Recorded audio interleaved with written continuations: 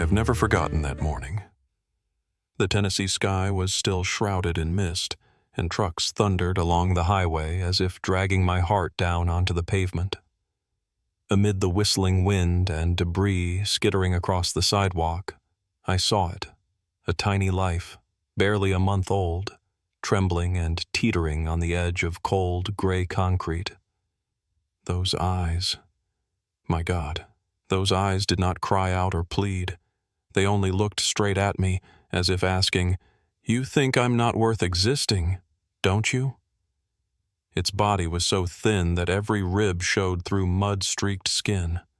One hind leg was withered, as if crushed by a vehicle and abandoned, and the front leg, the thing that took my breath away, was swollen like a massive tumor, rounded and so heavy it had to be dragged along the filthy road.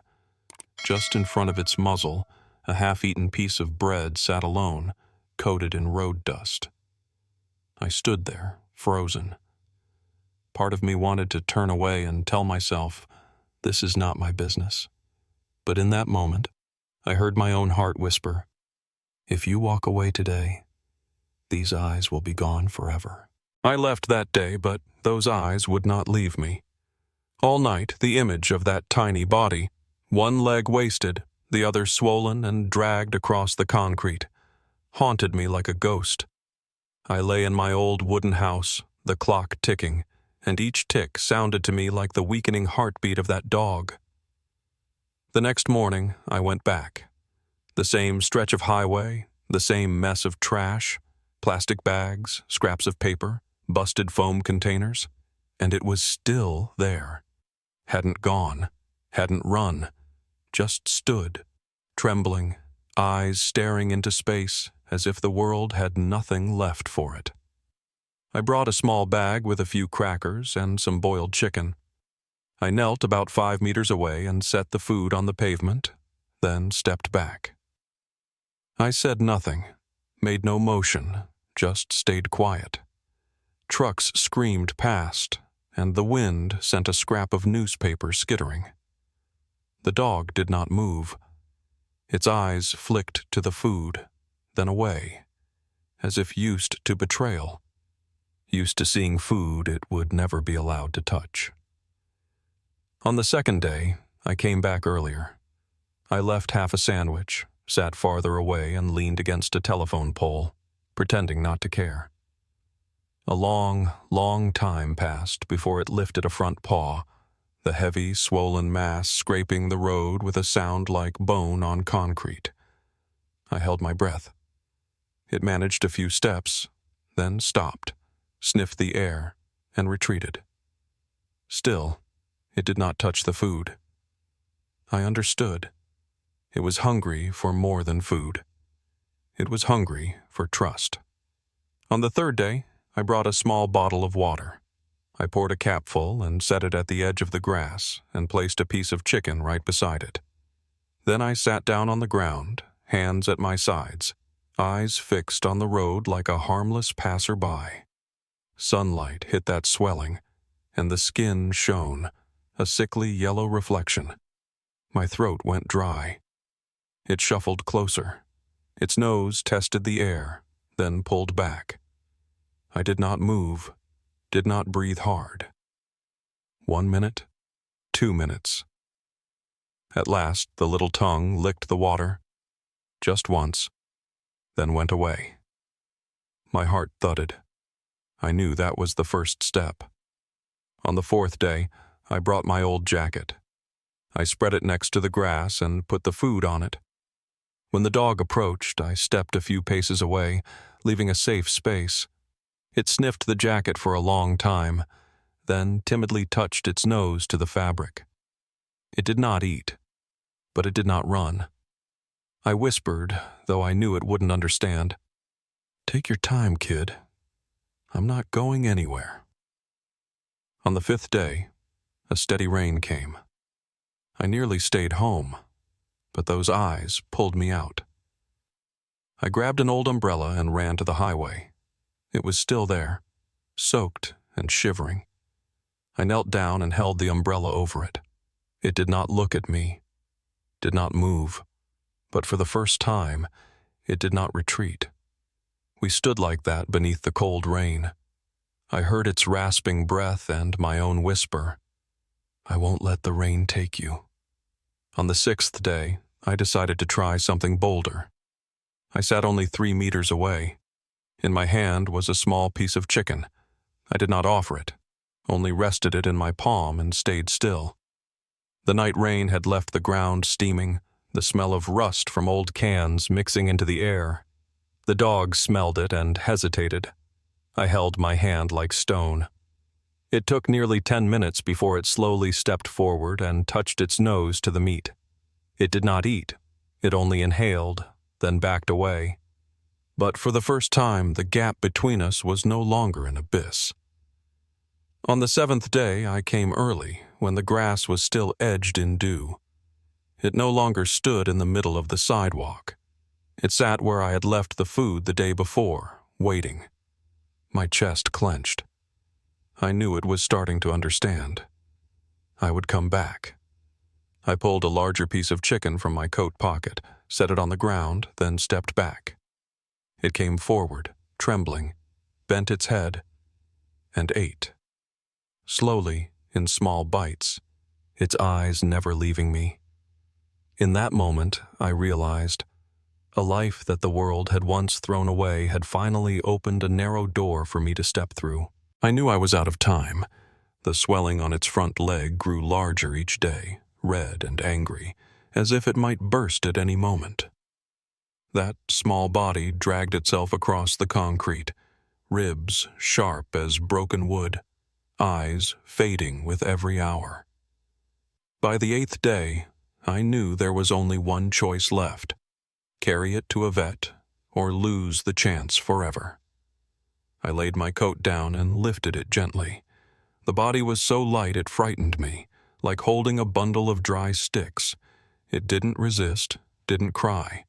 It only trembled, its small head burrowing deep into the crook of my arm. The faint thud of its heart came through the soaked fur, chilling me to the bone. My old pickup tore down the highway. Wind roared through the cracked windows, but all I heard was the ragged breathing in my arms.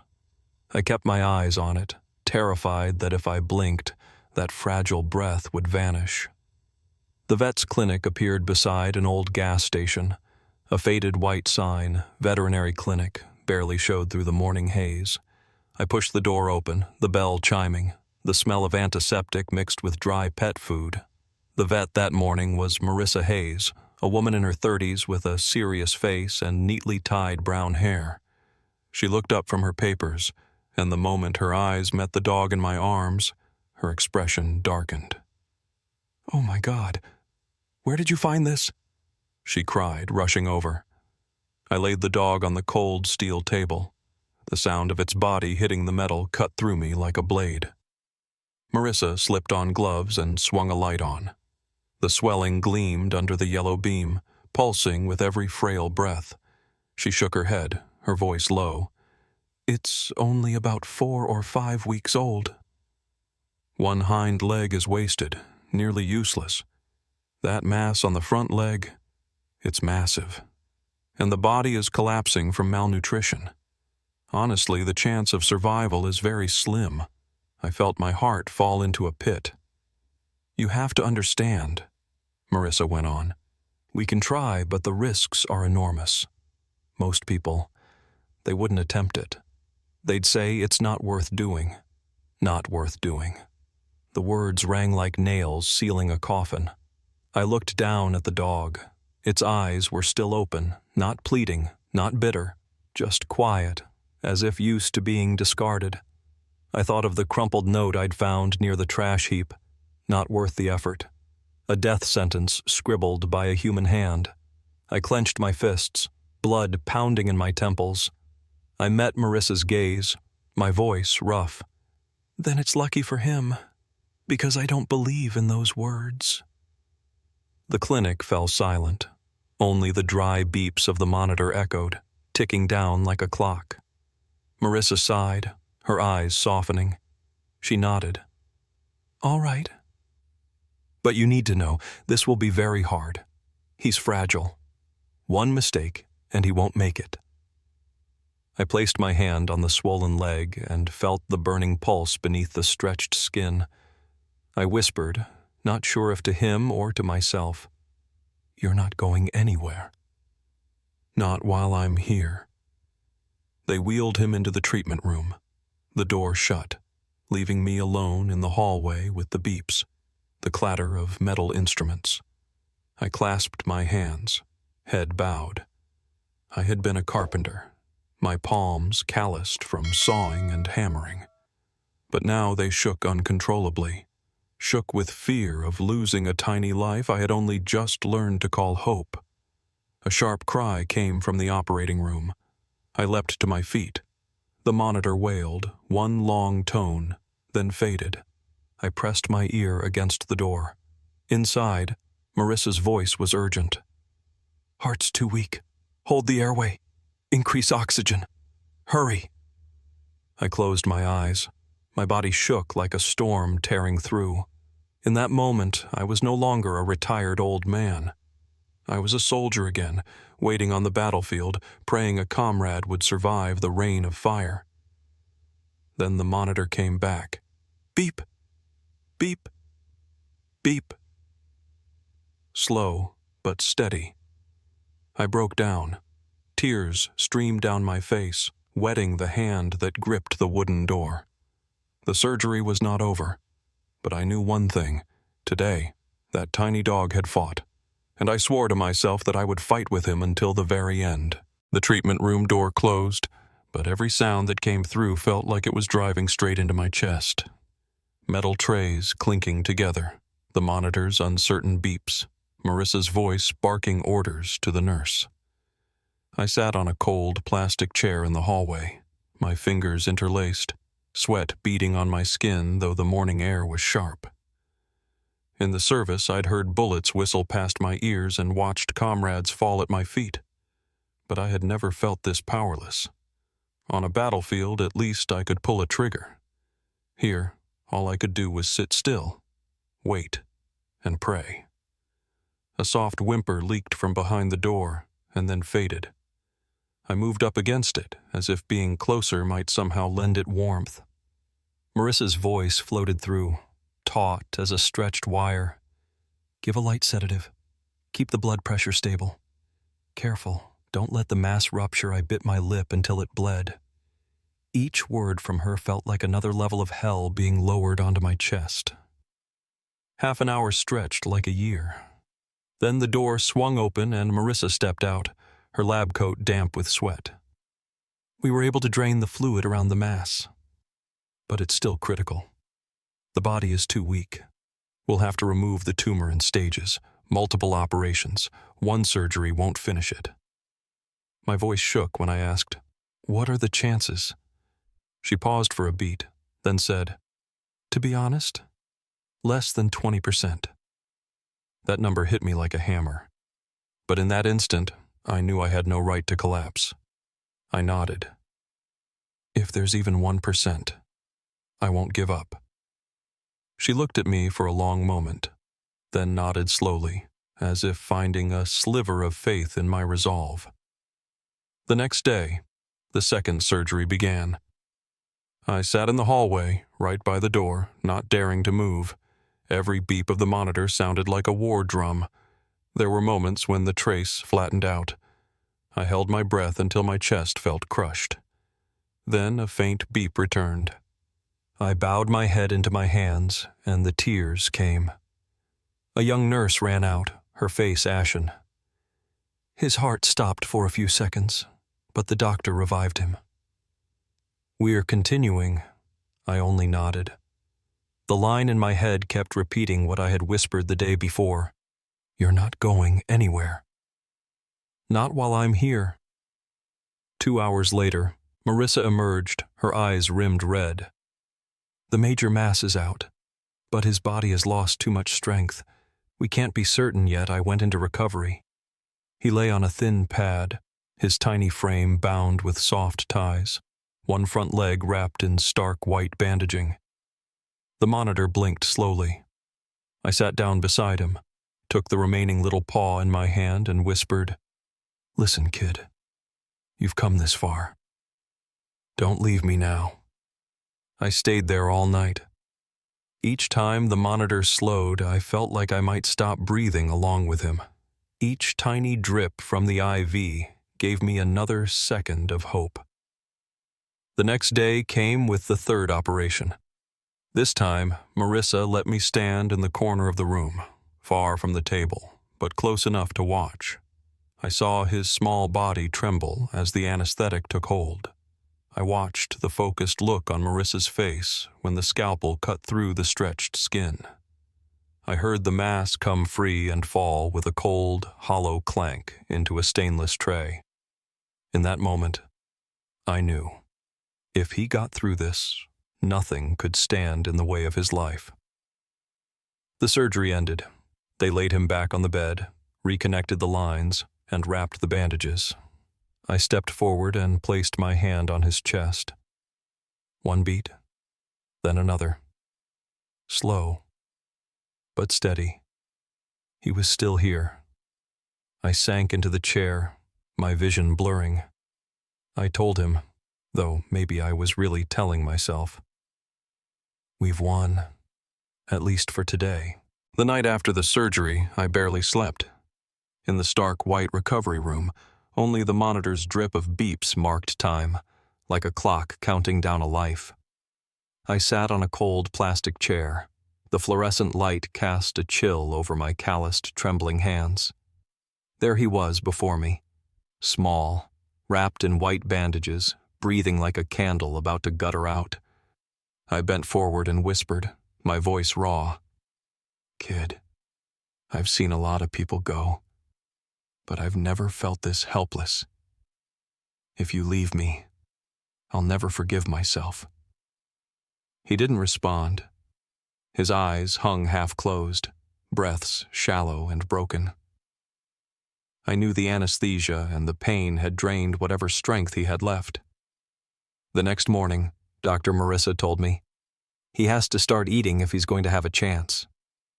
If he won't eat, his body will simply waste away. Right now, he's refusing everything I asked to try. I brought a small glass jar of thin rice porridge I'd cooked that morning. Nothing fancy, just boiled rice with a little shredded chicken. To anyone else, it was plain food. To me, it was all I had to offer to hold on to life. I scooped a small spoonful and brought it close to his muzzle. Steam rose, but he didn't move. His dry, cracked lips trembled, then stilled. I kept the spoon there and waited. 1 minute, 2 minutes.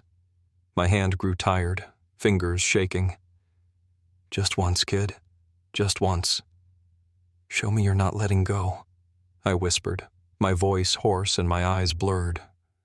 Time seemed to freeze. I felt like I was waiting for a miracle, but my mind said it wouldn't come. But my heart refused to quit. Then the miracle came. His little nose quivered, and he drew a breath a fraction deeper, clearer. I held my breath. My heart stumbled. His tiny head tipped, his tongue reached out, and he licked.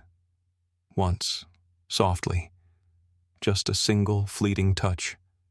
But it broke me. Tears pooled and ran down my face, falling into the hand that shook. I bowed my head on the table and sobbed. No soldier's stiff tears this time, but the cry of a man who had just watched hope rekindle. He licked again. Then he stopped. That was enough. I knew in that tiny movement he'd made the most important choice of his life. He chose to live. Marissa stood in the doorway, eyes wet. She came in, put a hand on my shoulder, her voice trembling. "You did what medicine couldn't. He chose. That means we have a road ahead." I didn't answer. I only kept the spoon at his muzzle, murmuring thank yous I couldn't hear. I didn't know whether I was thanking God, my late wife, or that small dog for not giving up. Maybe all of them. From that day on, I became his shadow. I arrived at the clinic before dawn and was the last to leave after the lights went out. I read him pages from my wife's old books, the way she used to read to our old dog. I told him about the wind over the bay and the time I'd been a fool, frightened of a little mouse, and made my wife laugh until she bent double. I spoke not because I thought he understood, but because I hoped my voice might keep that tiny flame alive.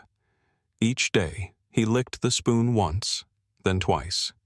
By the fourth day, he swallowed a whole spoonful. I sprang from my chair, arms raised like a man who'd just scored the biggest goal of his life. The whole recovery room laughed, and I smiled through my tears, not bothering to wipe them away. They had once scrawled his fate on a scrap of paper, not worth the effort. But that day, in his still weak eyes, I saw the answer. I am worthy. Since the day he took that first spoonful of porridge, things began to change. Not all at once, but slowly, like dawn easing the night away, inch by inch. I sat in the recovery room day after day and watched the tiny progress. Each morning, he opened his eyes a little longer. Each afternoon, he lifted his head an extra second. Each evening, he licked another spoonful. Those small things, to me, were miracles. On the 10th day, he reached out with his good front leg for the first time and tried to push himself up on the pad. The mass had been removed, the bandages were wrapped, but the heavy thing that once dragged him across the pavement was gone. He strained, shaking, and then toppled over. I fell forward, scooped him up, and laughed through my tears. "Good job, kid." "Take it easy," I said. Dr. Marissa told me he will never run on 4 legs like he used to. But 3 legs will do. The important thing is he chose to live. Now you have to be patient with him. I nodded. I had been patient on that highway before. Now I had every reason to keep being patient. After 3 weeks, Marissa said I could bring him home. I remember that afternoon. Drizzle, the sky low. I wrapped him in a gray wool scarf and held him on my lap. He nestled close and stared out the car window like he was checking for danger. My apartment was small, 1 bedroom, a living room, and an old kitchen. I set out a plush pet bed by the coffee table and put water and food within reach. The moment I put him down, he crawled under the table and turned his back on the world. I sighed. I understood. He needed time. I put my hand on the floor and whispered, "Okay, kid. If this is where you feel safe, I'll wait." That night I didn't sleep in the bed. I slept on the sofa right next to the wooden table. The lamp cast a warm, low glow, just enough to see his small, curled form around 2 a.m. I woke to a faint sound, a quickened breath. I leaned over and looked under the table. He was dreaming. His body trembled, his legs twitching like he was running from an invisible nightmare. I didn't call his name or pull him out. I simply slid my hand under the table and left it there, open. 1 minute. 2 minutes. Then I felt it. A tiny chin rested on my hand. His breathing lengthened and slowed. The nightmare faded. That night, he slept with his head on my hand. I lay still, tears falling, but a soft smile on my lips because I knew he had chosen to trust. From then on, I called our time together whisper mode. The whole apartment moved gently as if any sudden motion might break that fragile trust. Wherever I went, he followed on 3 legs, silent as a shadow. In the mornings, he waited for my coffee. In the afternoons, he lay at my feet while I whittled wood into small things. At night, he curled up on the sofa with his head on my knee. I didn't dare move. I let him sleep. Then one day, while I was tearing small pieces of boiled chicken, something brushed my pant leg. I looked down. His tail, the tail that had once been tucked tight with fear, gave a small wag. Slow, tentative, but unmistakable. My heart jolted. I set the bowl on the floor and sat cross-legged. He ate bite by bite, then looked up at me. For the first time, the light in his eyes was not mere survival. It was belief. I cried again, but this time it wasn't bitter. Those were the tears of a man who'd been given back part of his soul. I knew we still had a long road ahead, but in that moment, I felt alive again. I had lost my wife and once thought my days would loop on in lonely repetition. Now, in this old apartment, I had another heartbeat walking beside me. That spring, I decided to leave the cramped apartment, the place where every step I took was limited. I found a small wooden house by the forest, with a wide backyard where wild grass grew up past my knees. The first day I set him down on the grass, I held the leash tight. But he didn't look at me. He drew in a long breath, lifted his head to the sky, and his folded ears trembled in the breeze. I bent down and whispered, "Go on, kid. You're free now." He ran.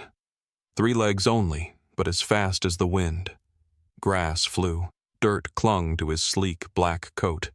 He didn't look back, didn't hesitate, didn't fear. He raced around the yard like a warrior, declaring, "I am alive. I am worthy."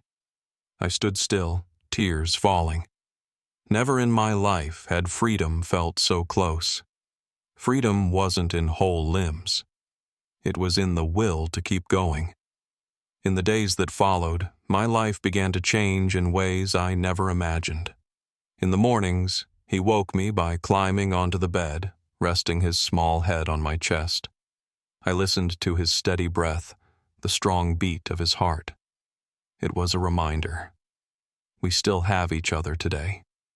In the afternoons, I carved wood in the little workshop while he lay at my feet, 3 legs tucked beneath him, eyes half shut. Sometimes I looked up and he lifted his gaze, his short tail giving the faintest wag. That alone was enough to tell me I wasn't alone anymore. One day, while I was clearing out old boxes from the shed, he froze. In his mouth was a crumpled scrap of paper. My chest tightened. It was the same paper I had once picked up near the trash, the scrawled words, "Not worth the effort." I had shoved it away, unwilling to face it. But today, he carried it to me, placed it at my feet. No bark, no wag, just his eyes fixed on me as if to ask, "What will you do with this past?" I sat down on the porch, my hands shaking as I held the note. My throat closed as memories flooded back, those lifeless eyes on the sidewalk, the swollen leg dragging across cement, the cold rain. I couldn't bear it any longer. I stood, pulled out my old lighter. "We end this here, kid." A small flame rose, licking the paper. The ink blurred, the page curled, and soon only ashes drifted in the wind. I placed my hand on his head and whispered, "No one has the right to say you don't deserve to live." No one.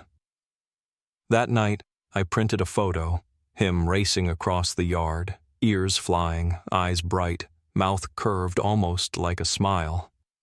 I built a wooden frame and hung it by the front door. Underneath, I wrote by hand, "Absolutely worth saving." From that day on, I no longer lived in the past of a widower alone. I lived alongside a small warrior who taught me that true strength isn't in the body, but in a heart that chooses life even when the world abandons it. And I realized it was he who saved me. He pulled me out of the dark years of silence and repetition. He gave me a reason to wake each morning, to laugh, to cry, to believe I still mattered. If you're hearing this story, I want you to remember one thing. No life is ever not worth it. If a crippled dog, abandoned at a trash heap, can still forgive, trust, and run with all his heart, then so can you. We all deserve a second chance. Maybe right now, your chest feels tight the way mine did the first day I held hope in my arms. A small dog, once tossed aside, deemed unworthy of life. Yet, in the end, he taught me about trust, courage, and unconditional love. And now I want to ask you, have you ever saved a dog's life? If you have, please share your story in the comments. Let those stories reach more hearts so that no creature is left trembling, alone, waiting in despair. If this story brought you to tears, please subscribe and share it with your friends. Not to raise numbers, but so together we can spark more chances at life. I promise, in the next part, you'll witness even more miracles. Stories not only about animals, but about us, learning to love and never abandon one another. And remember, every life is worth a second chance.